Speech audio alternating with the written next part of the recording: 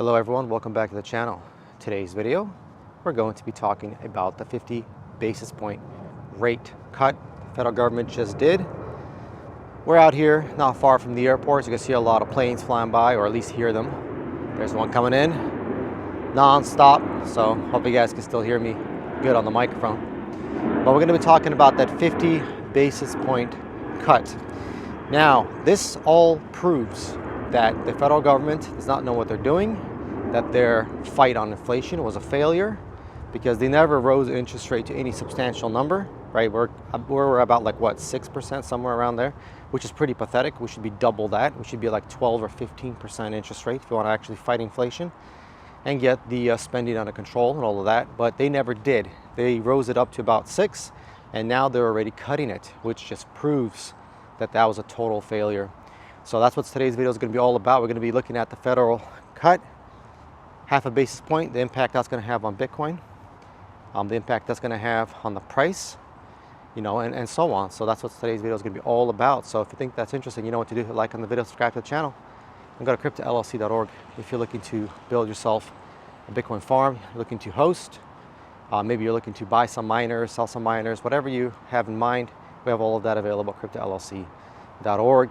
We're also selling some spots at North Dakota, really good rate there, and you can get yourself a megawatt if you're interested in that as well. So make sure you contact us at cryptollc.org. Now I'm walking around a park area here in Washington, so still here until I get out to Florida. I could do actually some beach videos over there. Gonna be, I would say, warmer, so that's gonna be good. Get some nice shots over there. Oh, and before we get started, Bitcoin saves your wealth and Jesus Christ saves your soul. All right, let's go. So today's video, talking about that 50 basis point cut. So let's rewind a little bit back in time. So what happened, right? What happened in the past couple of years that led to the need to raise interest rates in the first place?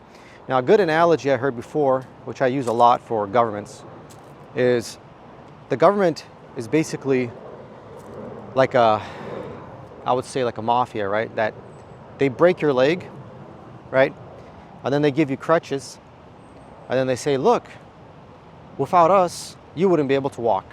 So that's the logic here, right? They cause the problem, and then they say, well, we're gonna fix it. Here's the fix. And see, this is why you need us. This is why you need us, because you wouldn't be able to fix this problem. You need us. And now that we fixed it, see, that proves how much you depend on us. But in reality, the problem wouldn't exist if it wasn't for the government. Same thing here. Inflation started going up because they started printing money a couple of years ago. You know from what event, but they started printing money from that event. And for all this time, the inflation was going up and up and up. And so they eventually saw that it was getting out of control. We need to fight inflation, so they started raising interest rates. You guys remember what the housing prices were back then? They basically doubled, right? From 2019 to like 2022, 2023. In about like 3-4 years, housing prices doubled, literally doubled. Went from like 300, 400,000 for, a standard home to like 5, 6, 700, 800,000 for a pretty standard home, nothing special. And so, but at least in this region where I'm at. But even for other regions, I'm sure their homes went from 200,000 or like 150 to 300,000, still double. So they caused this whole problem. Now, I was under the impression, which I hope this is what would happen, right? If they actually wanted to fix the inflation, they need to raise interest rates dramatically. They need to go not from, basically they were almost at 0. They need to not go from 0 to 5 or 6. This is nothing. That's a pretty pathetic interest rate hike. You need to go from 0% to like 12% to 15%. And that's the number where you need to be at to actually fight inflation. But they went up to, was it 5.5, 6 or something like that, or maybe 6.5, and now they dropped it by half a point. That's just pathetic. That's, give you an idea. I looked up a couple of countries, interest rate, looked up their interest rate, a couple of countries, competing markets, big economies. Looked up Brazil, China, India, and Russia, and Turkey. I looked up all of those countries to see what their interest rate is, because the argument in the United States is we can't have the interest rate too high because that'll implode the market, right? Okay, I agree. You know, if your interest rate is super high, then that will implode your markets. But how high are we talking? Because for the Federal Reserve, they think that going past 6% is too high. They think 6% because they couldn't handle it. Otherwise, they would have kept the interest rate at the same level, right? They would have said, you know what, we are at 6%. Let's keep it there because everything's going good. Everyone can afford that. You know, all these companies that are borrowing money can afford to borrow at that rate. So thus, we can keep it at this level for longer or even go up higher. But they didn't do that. They cut. So let's compare a couple of countries here. I looked them up. First one we're going to talk about is Brazil. So the Brazil's interest rate, guess how much it is, right? The Brazil's interest rate. Brazil, by the way, is the biggest economy in South America, okay? It's bigger than, actually it's the biggest economy in South America, and it's bigger than any Central American economy as well. So it's bigger than Mexico, bigger than Argentina, bigger than, you know, Chile or Paraguay or Guatemala, bigger than any of those countries. It's a lot bigger, by the way. So that economy, guess what their interest rate is? It's 10%, okay? It's been 10% for years. And you can say, well, their economy is not, you know, not as big as the United States. Sure, but their economy is handling the interest rate, right? They have 10% interest rate and they're doing just fine. So they can handle it. Let's look at another example. I looked up India, right? India's interest rate is 7%, higher than the United States. Now you can say, well, it's pretty close. Sure, it is, but India, again, is not as big as the United States economy. It's not as much financialized economy. But still, their interest rate is 7%. I think it's been there for some time. Then you look at other examples like Turkey. So Turkey is a little more extreme example because they had their problems with their fiat currency there, right? Their what's their lira? I think is their name of their money there. So they had some problems with their currency. But either way, let's look at their interest rate. Their interest rate is 50%. 50% interest rate. If you deposit money in Turkey with a lira, this is a quick search I was just doing before starting this video to get a couple of examples. Maybe it's a little bit different, but basically, if you deposit money in liras in Turkey, you get 47% interest. 47% interest, right? And the standard interest rate is 50%. That's crazy. So Turkey has had that interest rate for some time. Their economy has not collapsed. They can handle it. So I'm looking at United States, I'm like, you can't handle 6%? Like, you can't handle that? The Federal Reserve is like, oh no, the unemployment's going up. That's all it takes to crash the US economy, is you can't handle 6%. Let me give you another example, right? And by the way, I'm taking these countries because they are the regional economic powers, like Turkey, you would say like it's a Middle East one. Brazil is obviously South America, Central America.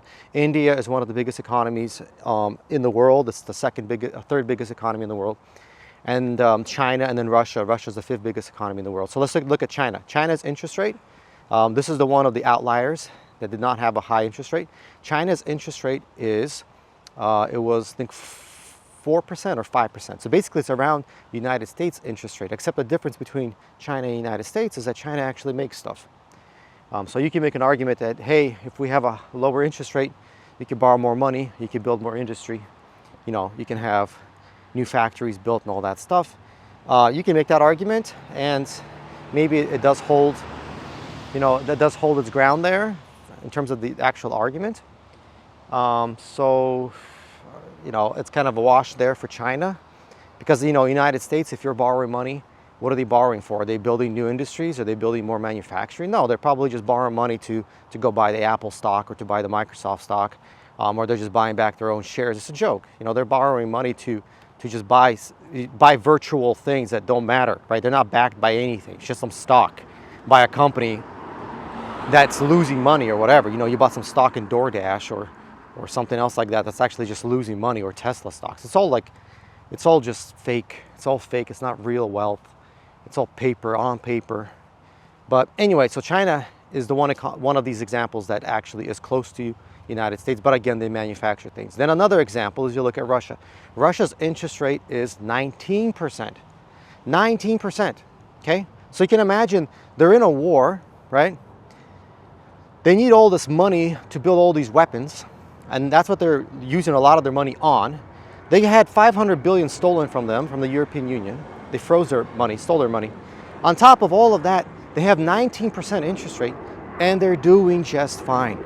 They're doing just fine. Their economy is actually going to grow this year by, I think, like 2 or 3% GDP. They're actually growing. So if all of these examples are doing fine, why can't the United States keep their interest rate higher for longer, right? And I think, Crypto LLC, we think that the reason for that is because they can't handle it. The reason for that is because the United States is a financialized country, doesn't manufacture anything, right? The corporate leaders in the United States of Apple and Microsoft and Boeing and Lockheed Martin and Raytheon, all those military industrial companies, right, produce all these weapons, that their goal is to just make as much money as possible for their shareholders, for their owners, and all of that stuff. And they don't care actual like long-term strategy. They don't have any growth or anything like that. It's just like, hey, give us some money, federal government should print us some money, give it to us. We're gonna use it on these worthless things, and not really get anywhere in terms of building up their economy. They're not, the United States is not borrowing a bunch of money to then go build new nuclear power stations, right, to lower everyone's electric bill.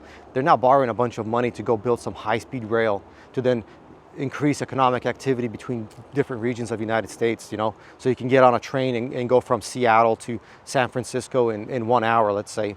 And that, and people will take that train because maybe they have a great job in San Francisco or maybe in Seattle. They're not doing that. They're just blowing their money on stupid stuff, right? They don't care about you.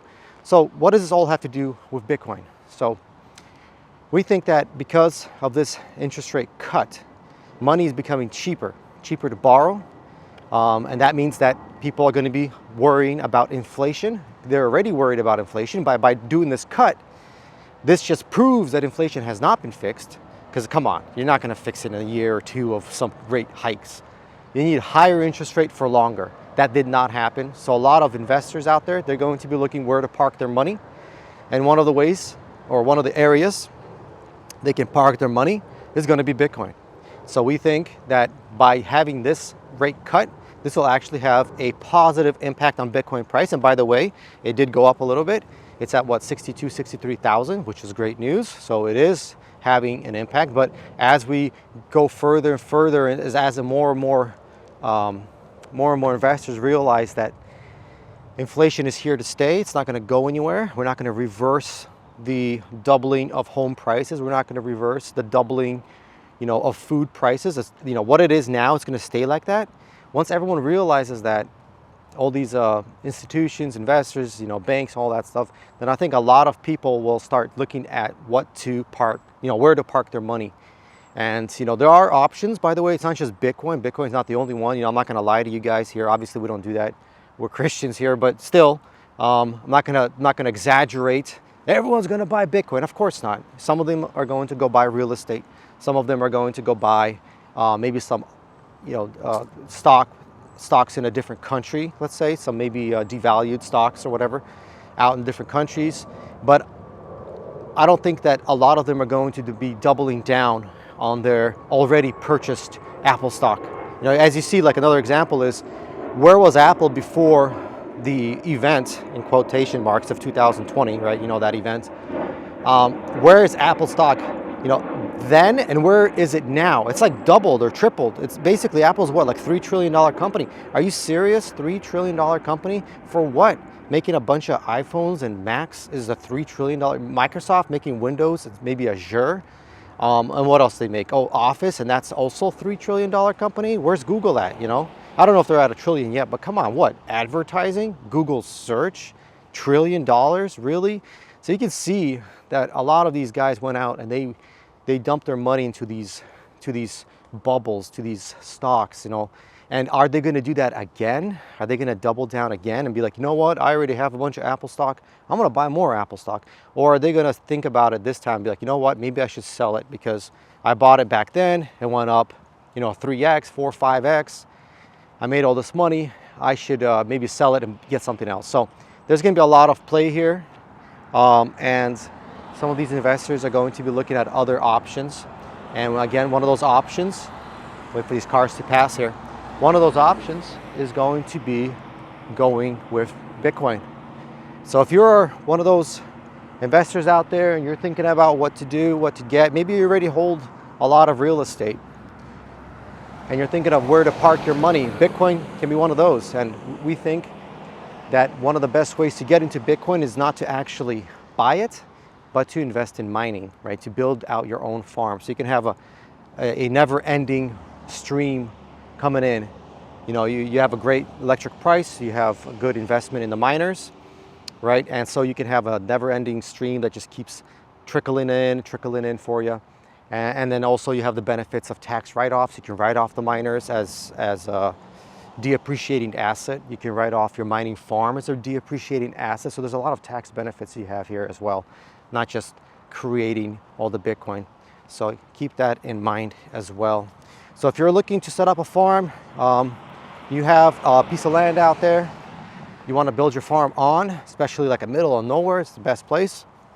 Farmland, you're next to a substation or you're not far away from really beefy power lines coming through the area, give us a call or actually just email us or telegram us and we'll get in contact with you and see what we can do. Either we can work together on building out your farm or you can hire us to build it out for you, manage it for you, all of that. We also, by the way, provide hosting opportunities. So if you wanted to host, but you don't know where to find the clients for hosting, we do that as well. So we can help you fill up your mining facility.